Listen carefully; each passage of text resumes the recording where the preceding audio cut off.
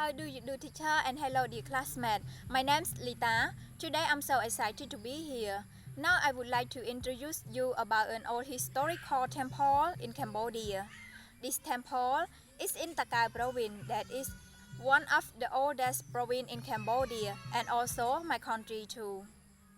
If you travel from Phnom Penh on National Road 2 about 121 km or 47 km from Takao provincial town, you will reach to Porong village, Prabat Chonchum commune, Kiriobong district and Takao province. In there, you will see a mountain and it has a temple called Phnom Bayangkao Temple. This temple was created by King Phevavaraman II on the top of the mountain in 7th century from year 615 to 635. The height of the mountain is 313 meters and it has 3 steps. One step has 90 ladders each. Beside Bayangkao Temple, there are 4 another temples near it. Those temples are Prako Prakai Temple, West Kanang Temple, East Kanang Temple, and Kanong Temple. Those of temples dedicated to Hinduism. Phnom Bayangkao Temple also have legend related the name of it too. When you reach to the foot here, you need continue about 2,500 meters and across 3 steps before you reach to the top of the mountain.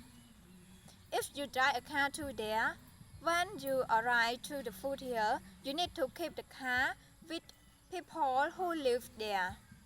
Then you can walk 2,500 meters or you can motorcycle to travel to the mountain. On the way to the top, there are a lot of land and have fresh air. It is a very beautiful view for looking. After you arrive to the top of the mountain, you can look down and you will see a beautiful landscape that have forest, mountain and river of farmer. There is so fresh and good place for relax. In last July 2021, I visit to this place too, and it is so beautiful. And if I have a chance, I will go there again. And also, if you have a chance, you need to go there once.